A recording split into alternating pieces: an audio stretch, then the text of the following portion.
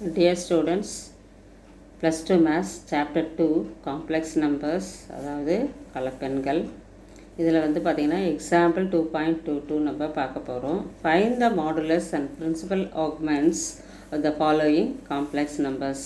First complex number என்ன கொடுத்துருக்காங்கன்னா √3 + i, second வந்து -√3 + i, தேர்ட் சம் வந்து பார்த்திங்கன்னா -√3 - i, ஃபோர்த்து வந்து பார்த்திங்கன்னா √3 - i அப்படின்னு கொடுத்துருக்காங்க.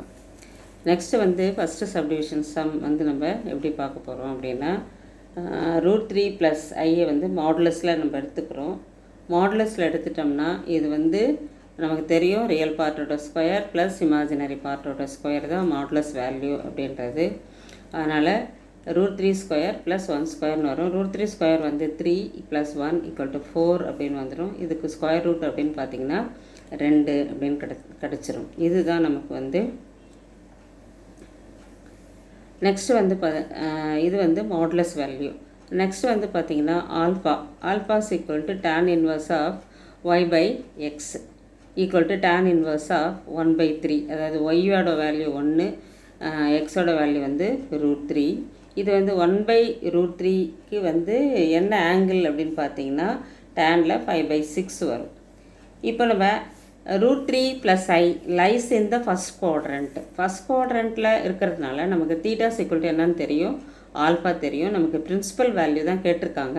அதனால் principal value theta alpha = 5/6. Next sum வந்து பார்த்திங்கன்னா -√3 + i. இதுக்கும் ஃபஸ்ட்டு நம்ம என்ன பண்ணுறோன்னா மாடுலஸ் கண்டுபிடிக்கிறோம். மாடுலஸ் கண்டுபிடிச்சிட்டு √−√3² + 1² √3 + i இதுவும் 4 கிடைக்கும். ரூட்டில் =2 அப்படின்னு போட்டுருவோம்.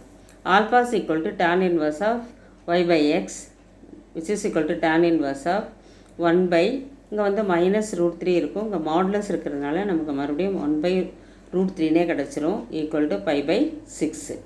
இந்த காம்ப்ளெக்ஸ் நம்பர் எந்த குவாட்ரண்ட்டில் இருக்குது அப்படின்னா செகண்ட் குவாட்ரண்ட்டில் இருக்குது. செகண்ட் குவாட்ரண்ட்டில் வந்து தீட்டா அதாவது பிரின்சிபல் வேல்யூ தீட்டா π - ஆல்ஃபா.